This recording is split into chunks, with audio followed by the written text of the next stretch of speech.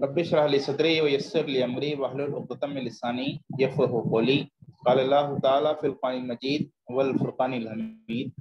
तिल्का उम्मतुन क़द ख़लत लहा मा कसबत व लकुम मा कसबतुम व ला तुसअलूना अम्मा कानू यअमलून। सदक़ल्लाहुल अलीयुल अज़ीम वल मौलाल करीम। काबिल क़द्र नाज़रीन इकराम, अस्सलामु अलैकुम व रहमतुल्लाहि व बरकातुहू। अनक़रीब हम इस्लाम के एक अहम त्यौहार ईद उल अज़हा का जश्न मनाएंगे इंशाअल्लाहुल अज़ीज़। सामईन मोहतरम, कौमों की तारीख़ में त्यौहारों की अपनी अहमियत होती है। ये त्यौहार जहाँ एक जानिब अपने मानने वालों के अंदर जश्न, खुशी और मसरत का मौका फराहम करते हैं, वहीं अपने मखसूस नज़रिए की भी किसी न किसी दर्जे में और किसी न किसी ज़ाविये से नुमाइंदगी करते हैं। इन मुख्तलिफ़ कौमों की तारीख़ में कोई ऐसा दिन छुपा होता है जो या तो उनके बानी कौम के यौम पैदाइश से, उनकी तारीख़ के किसी अहम वाक़े से और यादगार पहलू से जुड़ा होता है। उसी वाक़े की याद में आम तौर पर कौमें त्यौहारों का अहतमाम करती हैं। तारीख़ में छुपे हुए इस वाक़े को कौमें जिस कदर याद करती हैं, उसी कदर वो ताज़दम होती हैं, उसी कदर वो रिफ़्रेश होती हैं और उतनी ही तेज़ी के साथ वो तरक्की के मराहिल और मनाजिल तय करती जाती हैं। वरना अगर तारीख़ में छुपे हुए इस पहलू को याद ना किया जाए और उससे अपने रिश्ते को अमली तौर पर मजबूत करने की कोशिश ना की जाए, तो एक रोज़ा जश्न का अहतमाम तो हो जाता है, लेकिन तरक्की की राह में कोई बड़ी जस्त आम तौर पर कौमें नहीं लगा पाती हैं। जहाँ तक इस्लाम के त्यौहारों का ताल्लुक़ है, ईद उल फित्र और ईद उल अज़हा दोनों अपनी इनफरादियत रखते हैं। ईद उल फित्र रोज़ों के ज़रिए हमारे अंदर तक़वा और डिसिप्लिन की कैफियत पैदा करता है, तो ईद उल अज़हा हमारे अंदर हरकत व अमल, मुजाहिदा फ़ी सबीलिल्लाह और क़ुरबानी का पैगाम हमको देती है। गोया ईद उल फित्र हमारे इनर सेल्फ को यानी हमारे अंदरून को मजबूत करती है और ईद उल अज़हा हमको बैरूनी दुनिया में, आउटर वर्ल्ड में अल्लाह की राह में जद्दोजहद के लिए आमादा और तैयार करती है। आज के इस गुफ्तगू में ईद उल अज़हा के हवाले से सैयदना इब्राहीम अलैहिस्सलाम की सीरत के कुछ अहम पहलुओं को पेश करने की कोशिश की जाएगी। यूँ तो इब्राहीम अलैहिस्सलाम की ज़िंदगी का एक अहम वाक़या, जिसमें इब्राहीम अलैहिस्सलाम अपने हरदिल अजीज़ बेटे लख्ते जिगर सैयदना इस्माइल को अल्लाह की राह में कुर्बान करते हैं, वो ईद उल अज़हा से बुनियादी तौर पर मुंसलिक है। लेकिन फिलवाक़े इब्राहीम अलैहिस्सलाम की पूरी ज़िंदगी इस ईद उल अज़हा से ताल्लुक़ रखती है। चुनांचा इब्राहीम अलैहिस्सलाम की ज़िंदगी से, पूरी ज़िंदगी से रोशन नक़ूश हासिल करना इस ईद उल अज़हा को मनाने के लिए, उसकी असल रूह को हासिल करने के लिए ज़रूरी है। फरमाद रहमतुल्लाह अलैह ने वजह तौर पर कहा है कि अगर इस्लाम को मॉडल के ज़रिए समझना है, अमली नमूने के ज़रिए समझना है, तो बेहतरीन मॉडल सैयदना इब्राहीम अलैहिस्सलाम की शख्सियत है। आप अलैहिस्सलाम की शख्सियत में हमारे लिए बेपनाह रोशन नक़ूश हैं। आप अलैहिस्सलाम की शख्सियत का सबसे पहला और अहम तरीन नुक्ता ये है कि आपने हक़ की तलाश की। हक़ की तलाश। आप अलैहिस्सलाम एक बुत परस्त माशरे में पैदा हुए, एक ऐसा माशरा जिसमें दूर दूर तक हक़ की कोई किरण और कोई उम्मीद नहीं थी। हज़रत इब्राहीम अलैहिस्सलाम ने उस बुत परस्त और मुकम्मल तारीक माशरे से ये जस्टिफाई नहीं किया, ये जवाज़ हासिल नहीं किया कि मैं भी इस गुमराह माशरे का हिस्सा बन जाऊं, मैं भी इस तारीक माशरे की तारीक और गुमराह रविश पर कायम रहूं। बल्कि उन्होंने जैसे ही शऊर की आँख खोली, उमूमी आँख तो उन्होंने बुत परस्त माशरे में खोले, लेकिन जैसे ही शऊर की आँख खोली तो उन्होंने हक़ को पहचानने का काम शुरू कर दिया। उन्होंने गौर किया कि हक़ क्या हो सकता है। बुतों के खुदा ना होने से लेकर खुदाए वाहिद तक की पहचान का जो पूरा सफ़र है, वो उन्होंने خصوصی طور پر انجام دیا، تو گویا انہوں نے اپنے آپ کو مطمئن نہیں کیا کہ میں ایک بت پرست معاشرے میں پیدا ہوا ہوں تو میں بھی اس معاشرے کی اس تاریک روش پر قائم ہو جاؤں، بلکہ انہوں نے حق کو پہچاننے کی خصوصی کوشش کی، شعوری کوشش کی، اور نہ صرف حق کو پہچاننے کی کوشش کی بلکہ باطل کو، حق کو پہچاننے کے بعد باطل کو للکارنے اور باطل کو چیلنج کرنے کی ایک بنیاد ڈالی۔ تو ابراہیم علیہ السلام کی شخصیت کا ایک بہت نمایاں پہلو یہ ہے کہ انسان اپنے عصر حاضر کے جو موجودہ باطل افکار و نظریات ہیں، چاہے وہ کتنے ہی تاریک ہوں، چاہے کتنی ہی عمومیت رکھتے ہوں، اور اس میں چاہے حق کے لیے بظاہر کوئی امکانات نظر نہ آتے ہوں، لیکن فرد اس سے مطمئن نہ ہو جائے، بلکہ فرد مسلمان حق کی تلاش کے لیے شعوری کوشش کرے۔ تو حق کی تلاش کا یہ پہلو سیدنا ابراہیم علیہ السلام کی شخصیت کا پہلا سبق ہے۔ دوسرا اہم پہلو ابراہیم علیہ السلام کی شخصیت کا یہ ہے کہ حق کی اس تلاش کے لیے انہوں نے عقل اور دانش کا استعمال کیا۔ انہوں نے حق کی تلاش کا یہ سفر عقل و دانش کے ذریعے سے کیا ہے، عقل و دانش کے استعمال کے ذریعے سے، غور و تدبر کے ذریعے سے کیا ہے۔ آپ نے جب شعوری طور پر آنکھ کھولی تو غور کیا کہ یہ بے جان بت خدا نہیں ہو سکتے ہیں، بے جان بت خدا نہیں ہو سکتے ہیں تو پھر کون خدا ہو سکتے ہیں؟ سورج اپنی پوری چمک دمک رکھنے کے باوجود ڈوب جاتا ہے تو یہ خدا نہیں ہو سکتا ہے، چاند چمکنے کے باوجود ڈوب جاتا ہے تو خدا نہیں ہو سکتا ہے، ستارے چمکتے ضرور ہیں لیکن یہ بھی مدھم پڑ جاتے ہیں، یہ بھی خدا نہیں ہو سکتے ہیں۔ لا احب العافلین، میں ڈوبنے والوں سے محبت نہیں رکھتا۔ تو یہ ڈوبنے والوں کو خدا نہ سمجھنا، خدا واحد کی تلاش کے لیے اپنی عقل و دانش کا استعمال کرنا، یہ ابراہیم علیہ السلام کی شخصیت کا ایک اہم پہلو ہے کہ حق کی تلاش اسی وقت ممکن ہوتی ہے جب انسان اپنے عقل کا، اپنے دانش کا استعمال کرے، غور و تدبر کرے۔ اگر غور و تدبر نہ کرے، عقل کا استعمال نہ کرے تو حق تک پہنچنا ممکن نہیں۔ عام طور پر انسان یہ سمجھتا ہے کہ یہ عقل و دانش کا استعمال صرف اسکالرز اور دانشوروں کے بس کی بات ہے۔ قرآن مجید نے ابراہیم علیہ السلام کے اسی واقعے کی تفصیلات بتاتے ہوئے یہ بات ارشاد فرمائی کہ ہم اسی طرح نظام سلطنت ابراہیم کو دکھایا کرتے تھے تاکہ وہ اطمینان حاصل کر لے۔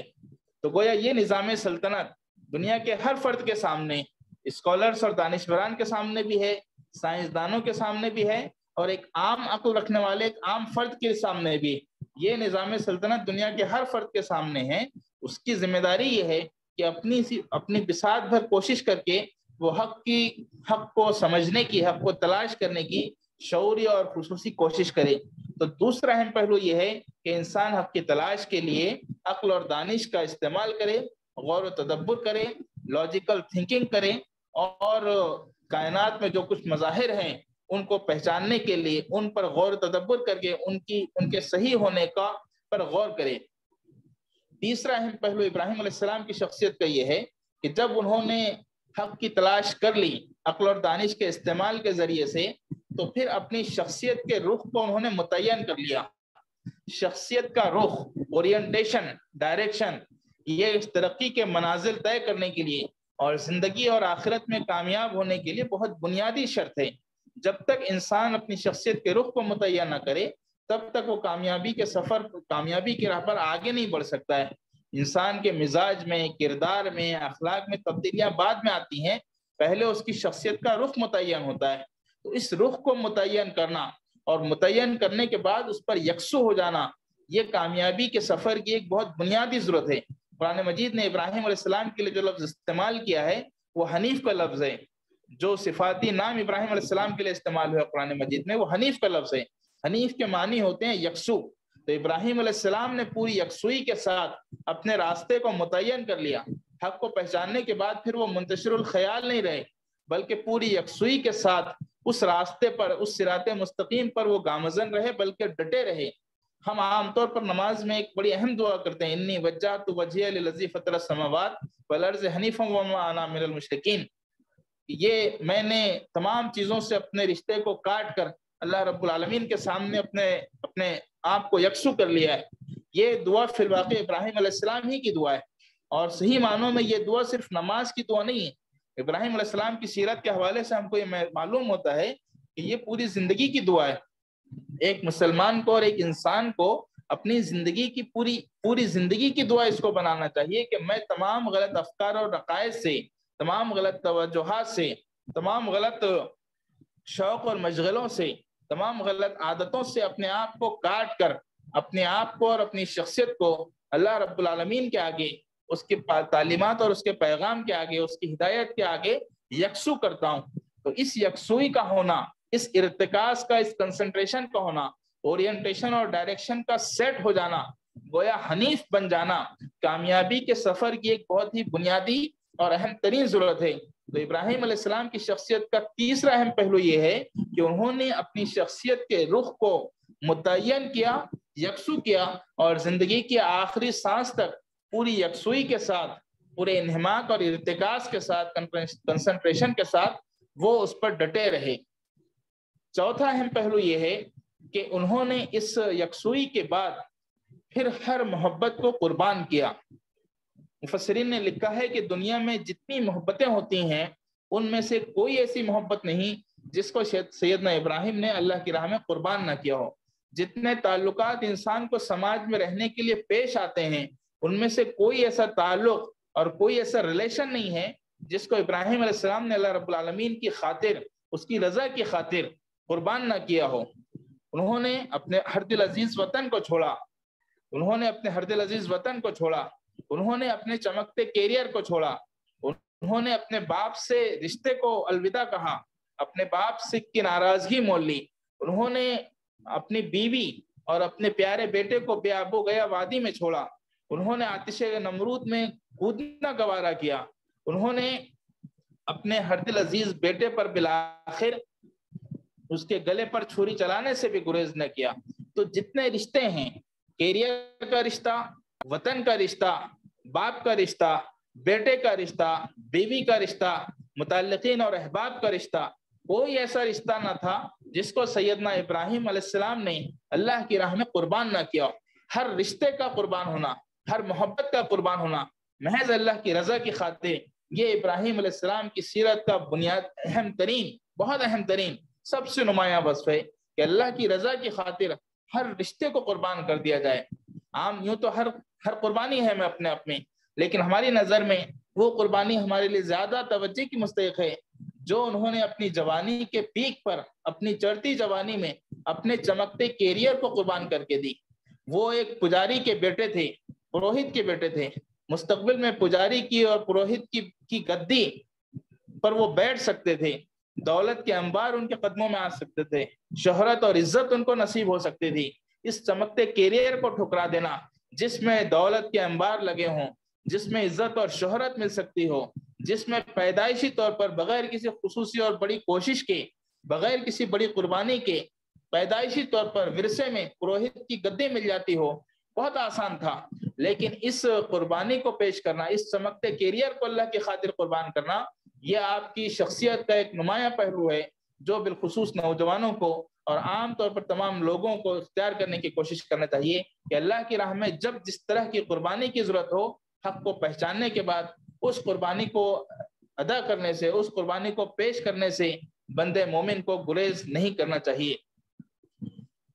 ایک اور اہم پہلو یہ ہے ان قربانیوں کے تمام مراحل میں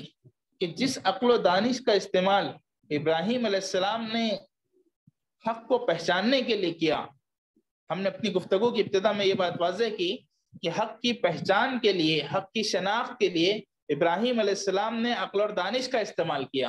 ہم ذرا رک کر غور کریں تو ان کی زندگی کے اگلے سفر میں یہ معلوم ہوتا ہے کہ انہوں نے جس عقل و دانش کا استعمال حق کی تلاش کے لیے کیا، اسی عقل کا استعمال انہوں نے حق پر عمل آوری کے لیے نہیں کیا۔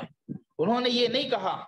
کہ اگر آگ میں کود جاؤں گا تو میں جل جاؤں گا۔ عقل یہ کہتی ہے، بہت موٹے طور پر عقل یہ کہتی ہے کہ انسان آگ میں کود جائے تو جل کر خاک ہو جائے گا، لیکن جب آتش نمرود میں کودنے کا موقع آیا تو انہوں نے یہ نہیں کہا کہ عقل یہ کہتی ہے کہ کودنے سے میں آگ میں کودنے سے میں جل جاؤں گا۔ انہوں نے عقل کا استعمال کرتے ہوئے یہ نہیں کہا کہ یہ کیسی عقل کا کیسے تقاضا ہے کہ میں اپنے محبوب بیٹے پر، اپنے لخت جگر کے گلے پر چھری چلا دوں۔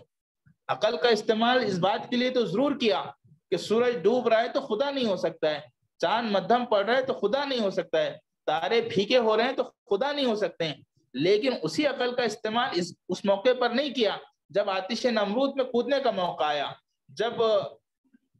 بیٹے کے گلے پر چھری چلانے کا موقع آیا، جب اپنی بیوی کو بے آب و گیا وادی میں اکیلے یکا اور تنہا چھوڑ دینے کا موقع آیا، اس موقع پر انہوں نے عقل کا استعمال نہیں کیا۔ تو معلوم یہ ہوا، غور کرنے پر یہ بات سمجھ میں آتی ہے کہ عقل اور دانش کا استعمال حق کی تلاش اور حق کی پہچان کے لیے کیا جاتا ہے، لیکن جب حق پر عمل آوری کا مرحلہ آتا ہے، جب اس حق کو پہچاننے کے بعد اس پر عمل آوری کے تقاضے آتے ہیں، تو عمل آوری کے طور پر جذبہ عقل سے زیادہ جذبہ عشق، جذبہ جنون اور جذبہ دیوانگی کا تقاضا ہوتا ہے۔ اس موقع پر عقل اور منطق زیادہ مناسب محسوس نہیں ہوتے ہیں، بلکہ اس موقع پر جس چیز کی توقع ہوتی ہے وہ عشق، جنون اور دیوانگی کی کیفیات ہوتی ہیں۔ اسی لیے علامہ اقبال نے یہ بات کہی کہ بے خطر کود پڑا آتش نمرود میں عشق۔ اقبال نے کہا کہ آتش نمرود میں ابراہیم نہیں کودے، عشق کودا، بے خطر کود پڑا آتش نمرود میں عشق، عقل ہے محو تماشا لبے بام ابھی۔ عقل تو محو تماشا دیکھ رہی، اگر عقل ہوتی تو تماشا دیکھتی، اور عقل والے تماشا ہی دیکھتے رہے۔ عشق کودا، آتش نمرود میں جو چیز سیدنا ابراہیم کو لے کر کودی اور کودنے پر آمادہ کی، وہ ان کا جذبہ عشق تھا۔ تو عشق وہ کیفیت ہے، جنون اور دیوانگی وہ کیفیت ہے جو ایک بندہ مومن کو حق پر عمل آوری کے دوران ملحوظ رکھنی چاہیے۔ عشق پر اعمال کی بنیاد رکھ، عقل کو تنقید سے فرصت نہیں۔ اعمال کی جو بنیاد ہوتی ہے وہ عشق ہوتا ہے، جنون اور دیوانگی کی کیفیت ہوتی ہے، اللہ سے محبت کی کیفیت ہوتی ہے۔ عقل کا استعمال حق کی پہچان کے لیے ہوتا ہے، لیکن حق پر عمل کرنے کے لیے عقل سے پرے جذبہ عشق کی ضرورت ہوتی ہے۔ عقل کو تنقید سے فرصت نہیں، عشق پر اعمال کی بنیاد رکھ۔ تو عشق پر اعمال کی بنیاد رکھنا اور عقل کا استعمال صرف حق کی پہچان اور عقل کی شناخت کے لیے کرنا، یہ بندہ مومنین کا شیوا ہوتا ہے، اور ابراہیم علیہ السلام کی شخصیت سے اس کا ایک اہم سبق ہم کو ملتا ہے۔ پھر ان پوری قربانیوں کے بعد ابراہیم علیہ السلام کی شخصیت سے ایک اور جو نمایاں وصف ہمارے سامنے آتا ہے وہ یہ ہے کہ اتنی ساری قربانیوں کے باوجود، اتنی بے مثل قربانیوں کے باوجود، اتنی بے نظیر اور عظیم الشان قربانیوں کے باوجود، جس کی نظیر انسانی تاریخ میں کوئی اور شخصیت نہیں دے سکتی، ان بے پناہ قربانیوں کے باوجود ابراہیم علیہ السلام کے اندر کوئی گھمنڈ، غرور اور اطمینان کی کیفیت پیدا نہیں ہوئی۔ وہ قربانیاں دیتے رہے، زندگی کی آخری سانس تک دیتے رہے، ہر قسم کی قربانی دی، شدید درجے کی قربانی دی، لیکن اس کے باوجود ان کے اندر نہ تکبر آیا، نہ غرور آیا، بلکہ پوری انکساری کے ساتھ وہ اللہ کی راہ میں زندگی کی آخری سانس تک لگے رہے۔ بڑھاپے میں، زندگی کے آخری پڑاؤ پر، جب وہ اپنے جوان بیٹے اسماعیل علیہ السلام کے ساتھ خانہ کعبہ کی تعمیر کر رہے تھے، تو اس وقت ان کی زبان پر جو الفاظ تھے وہ یہ تھے کہ اے میرے رب، ہم سے یہ قبول فرما لے۔ ہم سے یہ قبول فرما لے کا مطلب یہ ہے کہ اس وقت بھی یہ کیفیت ہے کہ پتہ نہیں ہم اپنی زندگی کو پوری طرح سے پیش کرنے کے بعد، اور زندگی کی ہر محبت کو پیش کرنے کے بعد، ہر قسم کی قربانی دینے کے بعد بھی ابھی اس مقام پر، مقام اطمینان پر نہیں، ہم ابھی اس مقام اطمینان پر نہیں ہیں کہ ہم اللہ رب العالمین کو آسانی کے ساتھ اس کی رضا حاصل کر سکیں۔ اے ہمارے رب، یہ ہم سے قبول فرما لے، ہم نے اتنی کوششیں تیری راہ میں کی ہیں، گزارش ہے، استدعا ہے، درخواست ہے ہمارے رب کہ ہم سے ان کوششوں کو، ان ٹوٹی پھوٹی کوششوں کو قبول فرما لے۔ تو ابراہیم علیہ السلام کی سیرت سے ایک نمایاں سبق یہ بھی ملتا ہے کہ ایک بندہ مومن اپنی ساری زندگی بھی قربان کر دے، زندگی کی ہر آسائش بھی قربان کر دے، اور پوری کی پوری زندگی بھی اللہ کے راہ میں لگا دے، تب بھی وہ اس کے اندر ایک انکساری ہونی چاہیے، اور اللہ کی رضا حاصل کرنے کا متمنی اس کو اس صورت میں بھی ہونا چاہیے۔ کسی صورت، کسی وقت، کسی پڑاؤ پر اس کو اس کے اندر تسکین کی، سکون کی اور اطمینان کی کیفیت پیدا نہیں ہونی چاہیے۔ ابراہیم علیہ السلام کی شخصیت کا ایک اور نمایاں پہلو یہ ہے کہ اسماعیل علیہ السلام وہ ضائع نہیں ہوئے، اسماعیل علیہ السلام ضائع نہیں ہوئے۔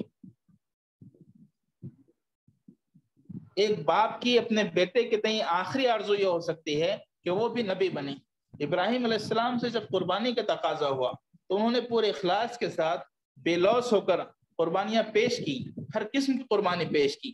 لیکن اس کے باوجود ہم دیکھتے ہیں کہ اسماعیل علیہ السلام کے گلے پر جب چھری چلی تو اللہ رب العالمین نے اپنی مشیت سے ان کو نہ صرف زندہ رکھا، ان کی جگہ دمبے کو لا کھڑا کیا اور ان کو زندگی بخشی۔ تو نہ صرف اسماعیل علیہ السلام کو زندگی بخشی گئی، بلکہ اسماعیل علیہ السلام بھی ابراہیم علیہ السلام کی طرح ان کی آنکھوں کی ٹھنڈک بن کر مقام نبوت تک پہنچے۔ ایک نبی کی اپنے بیٹے کے لیے دنیا میں آخری خواہش یہی ہو سکتی ہے کہ وہ بھی، اس کا بیٹا بھی منصب نبوت تک اور مقام نبوت تک پہنچے۔ تو اسماعیل علیہ السلام کو قربانیوں سے گزارنے کے باوجود ان کی زندگی کو باقی رکھا، اور نہ صرف باقی رکھا بلکہ ان کو بھی مقام نبوت تک پہنچایا۔ بلکہ یہ امتیاز بھی اسماعیل علیہ السلام کو حاصل ہوا کہ سیدنا محمد صلی اللہ علیہ وسلم بھی انہی کی نسل سے پیدا ہوں۔ تو یہ امتیاز سیدنا اسماعیل علیہ السلام کو اور ابراہیم علیہ السلام کو ملا کہ محمد صلی اللہ علیہ وسلم انہی کی نسل میں پیدا ہوں۔ تو معلوم یہ ہوا کہ انسان اگر اپنی کاوشوں میں مخلص ہو، بے لوث ہو اور اللہ کی راہ میں قربانیاں دیتا چلا جائے تو اللہ تعالیٰ نہ صرف آخرت میں کامیابی عطا کرتا ہے بلکہ دنیا میں بھی وہ کامیابی عطا کرتا ہے۔ جو تقاضے دین کی خاطر خارج ہوتے ہیں، رکاوٹ بنتے ہیں، اللہ تعالیٰ اپنی مشیت سے، دست غیب سے اور اپنے مخصوص منصوبہ بند پروگرام سے انہی رکاوٹوں کے ذریعے سے دنیا میں کامیابی، سربلندی کے، عزت کے راستے کھول دیتا ہے۔ کوئی سوچ بھی نہیں سکتا تھا کہ جس بیٹے کو وہ قربان کر رہے ہیں، مکمل طور پر قربان کر رہے ہیں، اس کی زندگی قربان کر رہے ہیں، اللہ تعالیٰ اس کو نہ صرف باقی رکھے گا بلکہ اس کو بھی منصب نبوت تک پہنچا کر سیدنا محمد صلی اللہ علیہ وسلم کو، پیغمبر آخر الزماں کو، ان کی نسل میں پیدا ہونے کا شرف عطا کرے گا۔ تو اللہ تعالیٰ جب قربانیاں بے لوث ہوتی ہیں، اخلاص کے ساتھ ہوتی ہیں اور غیر مشروط طور پر ہوتی ہیں، انکنڈیشنل ہوتی ہیں۔ ابراہیم علیہ السلام کی قربانیوں کا امتیاز یہ ہے کہ وہ کنڈیشنل نہیں تھیں،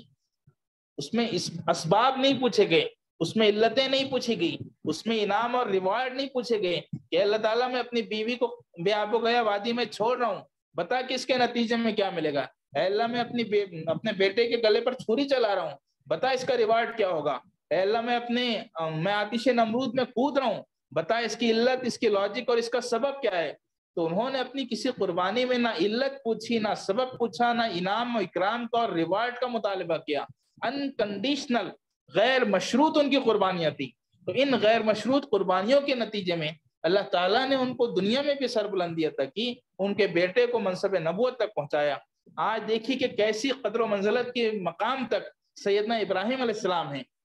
خانہ کعبہ عمارت بھی مقبول ترین ہے اور معمار بھی مقبول ترین ہے۔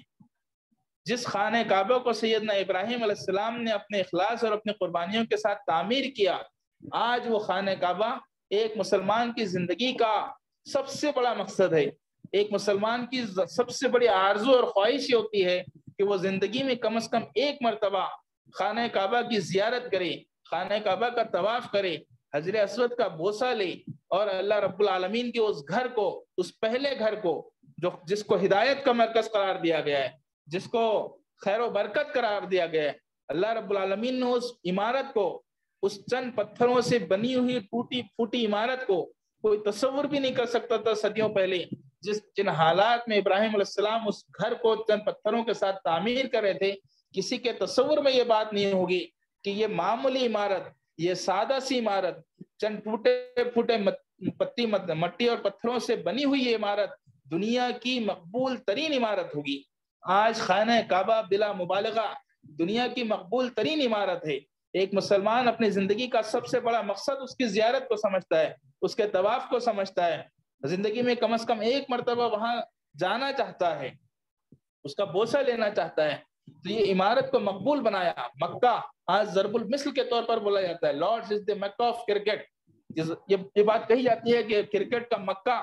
یعنی مرکز لارڈز ہے، تو مکہ کو ضرب المثل کے طور پر، مرکزیت کے طور پر استعمال کیا جاتا ہے۔ وہ مکہ جو کسی زمانے میں ریگستان میں بنجر تھا، جس کی کوئی شناخت نہیں تھی، آج وہ مرکزیت کی علامت بن گیا ہے۔ تو عمارت مقبول ترین، اور صرف عمارت مقبول ترین نہیں بلکہ معمار بھی مقبول ترین۔ ابراہیم علیہ السلام کو اللہ رب العزت نے وہ مقبولیت عطا کی جو دنیا میں کسی پیغمبر کو عطا نہیں کی ہے۔ یہودی ابراہیم علیہ السلام کو مانتے ہیں، عیسائی ابراہیم علیہ السلام کو مانتے ہیں، اور ظاہر ہے کہ مسلمان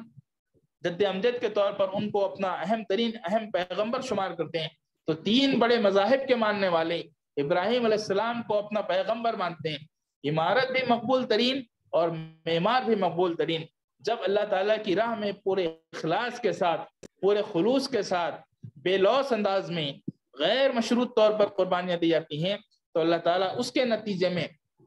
دنیا میں بھی سربلندی عطا کرتا ہے، بیٹے کو منصب نبوت تک پہنچاتا ہے، عمارت کو مقبول ترین کر دیتا ہے، اور خود اس فرد کو، ابراہیم علیہ السلام کو، دنیا میں سب سے زیادہ پیرووں کی شکل میں، سب سے زیادہ پیروی کرنے والے فالوورز آج اگر کسی فرد کے ہیں تو ابراہیم علیہ السلام کے ہیں، تو سب سے زیادہ پیرووں کی شکل میں، سب سے زیادہ فالوورز کی شکل میں اس فرد کو بھی، ابراہیم علیہ السلام کو بھی مقبول ترین بنا دیتا ہے۔ اخلاص کے ساتھ، قربانیوں، خلوص کے ساتھ، بے لوث انداز میں، غیر مشروط طور پر اللہ کی خاطر جب قربانیاں دی جاتی ہیں تو اللہ تعالیٰ دنیا میں بھی ایسی ہی سربلندی عطا کرتا ہے۔ ایک اور اہم پہلو جو ابراہیم علیہ السلام کی سیرت سے ہم کو ملتا ہے وہ یہ ہے کہ آپ امامت کے مقام تک پہنچے، لیکن امامت کے مقام تک پہنچنے کے لیے آپ نے جو بات رکھی، جب آپ کو امام بنایا گیا تو آپ نے برجستہ اللہ رب العالمین سے یہ سوال کیا کہ کیا میری نسلوں سے متعلق بھی یہی وعدہ ہے؟ اللہ رب العالمین نے برجستہ یہ بات ارشاد فرمائی کہ میرا وعدہ ظالموں سے متعلق نہیں۔ گویا امامت وہ نسلی حیثیت نہیں رکھتی ہے، اس کی ایک اصولی حیثیت ہے، نسلی حیثیت نہیں۔ ضروری نہیں ہے کہ منصب امامت ابراہیم کو ملے تو ان کے پیرووں کو بھی لازماً مل جائے۔ اگر وہ ظالم ہوں گے، اگر وہ ظلم کی روش اختیار کریں گے، اگر وہ عدل کے تقاضوں کو پورا نہیں کریں گے اور اللہ رب العالمین کی ان ہدایات کا پاس نہیں رکھیں گے جن کا لحاظ ابراہیم علیہ السلام نے رکھا تھا، تو پھر منصب نبوت باوجود نسلی رشتے کے ان لوگوں کو نہیں مل سکتی ہے۔ تو گویا منصب امامت تک پہنچنے کے لیے اور منصب امامت پر باقی رہنے کے لیے یہ ضروری ہے کہ ہم ابراہیم علیہ السلام کی صفات کو اپنائیں۔ امامت صفات سے وابستہ ہے، نسل سے، رشتے سے وابستہ نہیں۔ اس عید الاضحیٰ کا ایک اور اہم پیغام ہے، ذرا غور فرمائیں کہ عید الاضحیٰ کے لیے 10 ذی الحج کا انتخاب کیوں کیا گیا ہے؟ اصل بات یہ ہے کہ 9 ذی الحج، جس کو یوم عرفہ کے طور پر منایا جاتا ہے، یہ 9 ذی الحج حج کا رکن عظیم ہے۔ عرفات کے میدان میں تمام مسلمانوں کا ایک دن جمع ہونا یہ لازمی، اور یہ وہ رکن ہے جس کے بغیر، جس کے چھوٹ جانے پر کوئی تلافی نہیں۔ اگر حج کا یہ رکن 9 ذی الحج کا یوم عرفہ چھوٹ جائے تو حج کی تلافی نہیں ہو سکتی، اس رکن کی کوئی تلافی نہیں، رکن عظیم ہے یہ۔ تو اس دن کی یہ افضلیت کیوں ہے؟ تمام مسلمانوں کا بیک وقت عرفات کے میدان میں جمع ہونا، اس کے چھوٹنے پر اس کی کوئی تلافی نہ ہونا، اس کا رکن عظیم ہونا، یہ 9 ذی الحج کی یہ عظمت کیوں ہے؟ تاریخ کے مطالعے سے بات معلوم ہوتی ہے کہ اس دن 9 ذی الحج کو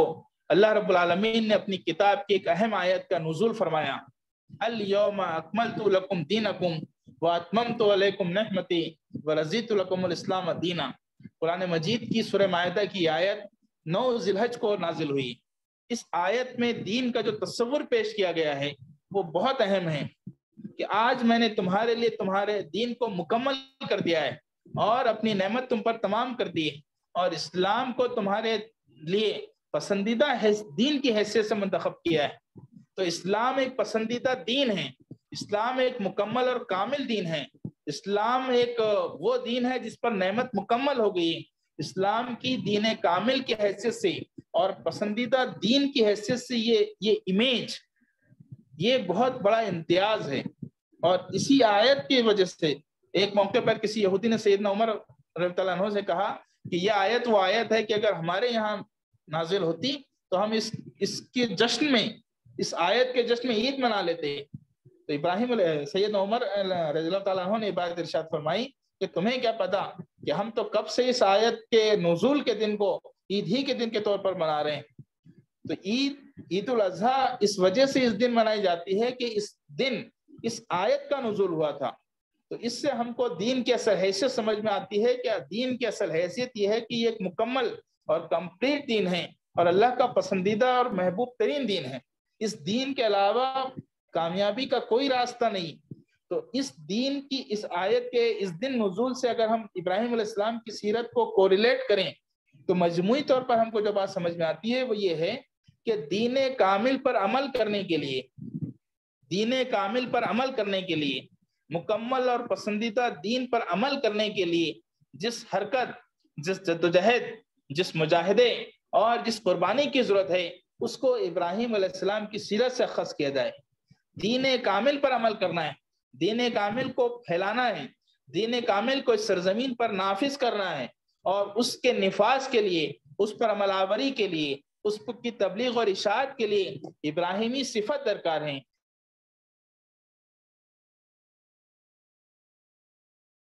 ابراہیمی قربانیاں درکار ہیں۔ تو یہ دین کامل سے ابراہیمی صفت کو جوڑنا، یہ عید الاضحیٰ کا ایک مکمل پیغام ہے۔ سامعین محترم، عید الاضحیٰ کا اہم پیغام یہ ہے کہ ہم علامتی رسومات سے پرے اس قربانی کی اصل روح کو سمجھیں۔ قربانی کے لیے ہم جانور کا انتخاب کرتے ہیں۔ فقہ میں یہ بات ہے کہ جس جانور کا انتخاب کیا جائے وہ بچہ نہ ہو، وہ بیمار نہ ہو، وہ کمزور نہ ہو، اور وہ بوڑھا بھی نہ ہو، بلکہ جوان، تندرست اور توانا ہو۔ قربانی کے لیے اس جانور کے انتخاب کی شرط رکھی گئی کہ وہ نہ بچہ ہو اور نہ بوڑھا ہو بلکہ جوان۔ قربانی کے لیے یہ شرط بھی رکھی گئی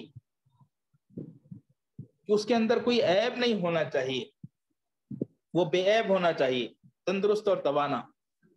جسم کا کوئی بڑا پیدائش، جسمانی طور پر کوئی بڑا نقص اس کے اندر نہیں ہونا چاہیے۔ فقہ کی ان دو باتوں کو ہم ملحوظ رکھیں تو قربانی کا معیار، مطلوبہ معیار ہم کو سمجھ میں آتا ہے۔ اگر جانور کی قربانی کے لیے اللہ رب العالمین نے یہ معیار متعین کیا ہے کہ وہ نہ بچہ ہو، نہ بوڑھا ہو، نہ ضعیف ہو، تو پھر انسانوں کی قربانی کے لیے یہ معیار کیوں ہو سکتا ہے، کیوں نہیں ہو سکتا ہے کہ انسان بھی عین حالت جوانی میں اور حالت تندرستی میں اللہ کی خاطر اپنے آپ کو قربان کریں۔ ہم عام طور پر دین پر عمل آوری اور دین کی خدمت کو ایام ضعیفی سے جوڑ کر دیکھتے ہیں۔ اصلاً جو چیز اللہ کی راہ میں مطلوب ہے اللہ کی خاطر قربانی کے حوالے سے، وہ ایام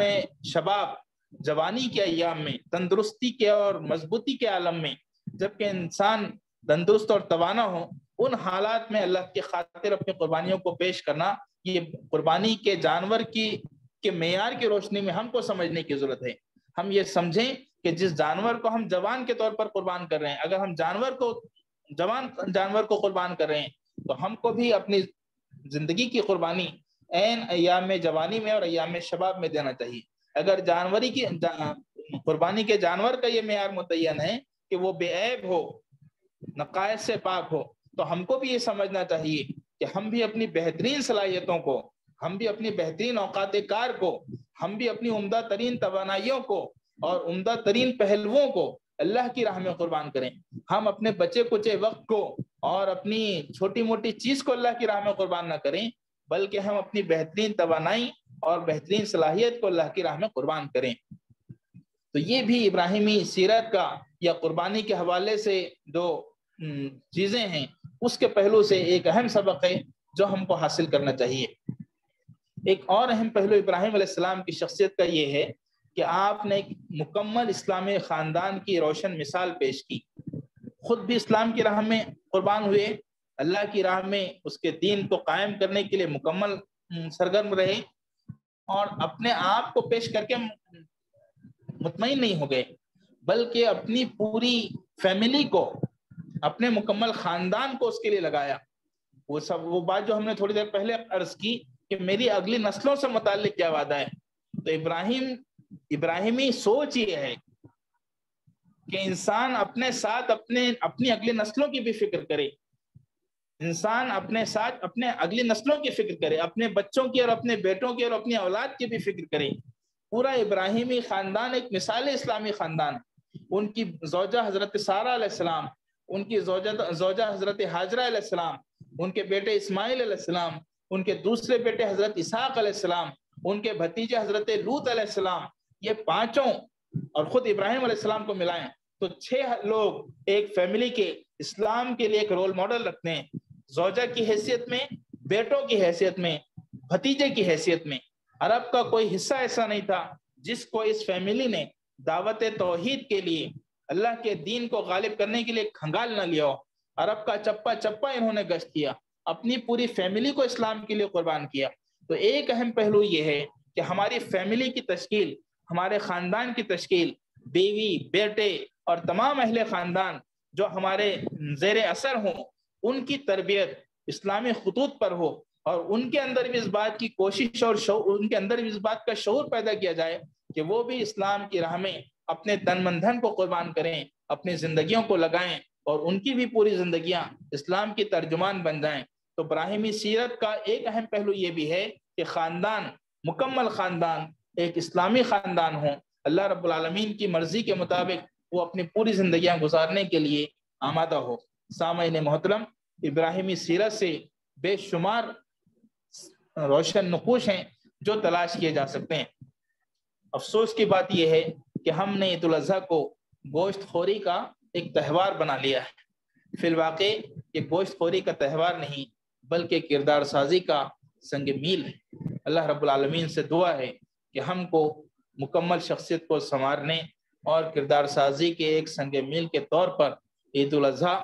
حج اور اس جیسے اس عبادت کو سمجھنے کی اور اس پر جشن منانے کی اس کیفیت کے ساتھ، اس روح کے ساتھ ہم کو توفیق اور صلاحیت عنایت فرمائیں۔ آمین۔ وآخر دعوانا الحمدللہ رب العالمین۔